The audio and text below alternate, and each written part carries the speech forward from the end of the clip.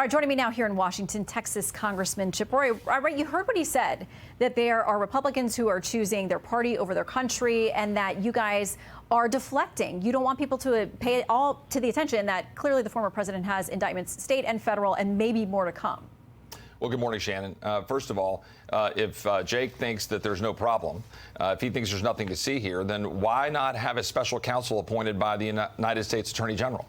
Why not in this case, where there's a clear conflict of interest, where we have a Democrat administration, no special counsel set up, yet they go set up a special counsel with Jack Smith to go target the president, where there isn't one needed, where you already have an adversarial process, because they want cover for what's going on over in targeting President Trump. By the way, a question already asked and answered through the impeachment process under the Constitution.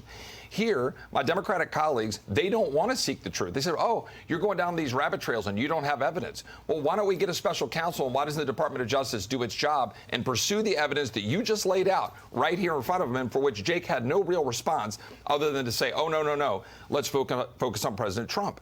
The rule of law matters. And I say that as someone who voted for the electors, who did not agree with the legal strategies put forward by John Eastman and by President Trump in 2020 and January of 21. But you know what? The rule of law matters the other direction as well. You cannot use the Department of Justice to target a former president when the Constitution contemplates impeachment as the path to go down political questions. This is something that is being put up politically, purposely, this theory of defrauding, which is, by the New York Times' own description, a novel legal theory. A novel legal theory to go after a former president and the current challenger of the current president. My Democratic colleagues know exactly what they're doing.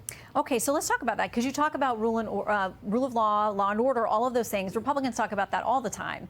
But you have said it's time to push back on the DOJ. So what do you mean by that? Do you mean defunding? Do you mean impeachment of the Attorney General? Because you know what Democrats will say, you don't like law and order when it's coming for your people.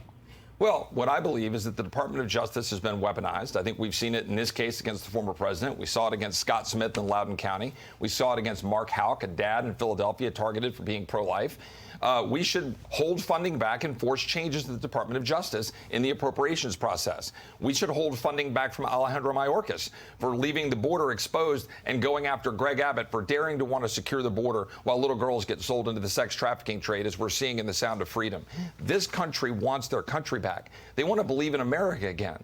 They want to actually know the rule of law is being enforced. So we should use the power of the purse in Congress. And I can tell you right now, for all my colleagues, I will not vote for a continuing resolution or any funding for DHS or DOJ if we don't get changes to both. I want the border secure. I want DOJ restored to following the rule of law. And we should use the power of the purse. As James Madison wrote in Federalist 58, it's the most powerful weapon against an tyrannical executive branch that we see unfold right now before our eyes. But if you take money away from law enforcement agencies, how are they better able to do their jobs? Well, it's not about taking money away from them. It's about saying you're not going to get a blank check on September 30th without the president coming to the table and coming down to the other end of Pennsylvania Avenue and sitting down and saying, okay, here's what we're going to do to restore the Department of Justice. Come down and say, here's what we're going to do to secure the border. We're going to pass H.R. 2 that we passed in the spring. We're going to get rid of Alejandro Mayorkas. We're going to pay Texas back. We're going to actually put people down on the border to do their job and actually enforce the laws as they exist. With the FBI, let's actually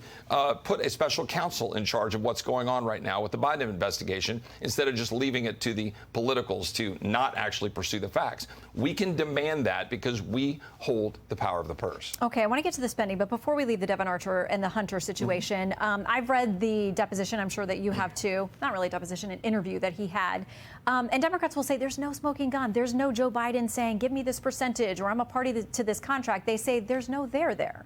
Well, first of all, you need to have a full-throated investigation to pull the facts out. We have the House Oversight Committee doing a great job of Jamie Comer, but that's the Department of Justice job. That's my point. We need to actually force them to do their job. Second point is, of course, there's a lot of smoke there. And I think there's actually a little bit of a fire. There's at least an ember with what you just played with the clip with President Biden saying, well, son of a you-know-what? Oh, what did they do when I held back $1 billion? The information we saw from Archer with the memo that he produced, I think, basically saying, yeah, wink, wink, yeah, my dad absolutely is involved in all this. And, proud to see that you've got, these business dealings going on. So we see information coming from Archer. We need to have a full investigation. That's why I said, where's the special counsel? They appointed one for Trump. Why won't they appoint one here where there's a clear conflict of interest? Okay, quickly, I want to make sure we get to this. Fitch downgraded our credit rating this week, and they cite all kinds of deteriorations in standards of governance over the last 20 years. They're pointing a lot of fingers, and they say basically chaos here in Washington. You've talked about what you won't vote for with spending. There's talk of a government shutdown. Democrats on the House Ways and Means Committee say this. The downgrade is the result of Republicans' manufactured default crisis. They've repeatedly put the full faith and credit of our nation on the line, and now they are responsible for the second downgrade in our credit rating. How is this all going to play out? Because September, you got a lot of funding bills that seem to be on a rocky path at this point. Earlier this year, the House Freedom Caucus, a bunch of conservatives, the entire Republican conference united behind a spending bill at the 2022 levels, that is to return the bureaucracy to pre-COVID spending levels. It pulls off the charts.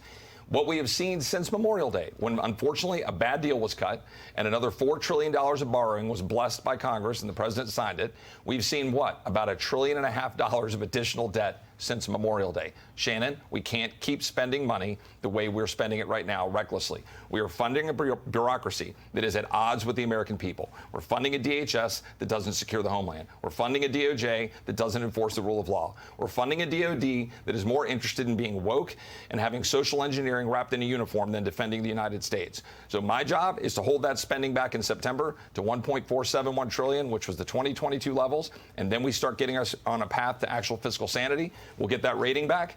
The American people want sanity again, and that's what we're going to fight for. September's going to be a little bit insane, though. I have a feeling here in Washington.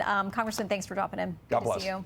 Hey, Sean Hannity here. Hey, click here to subscribe to Fox News YouTube page and catch our hottest interviews and most compelling analysis. You will not get it anywhere else.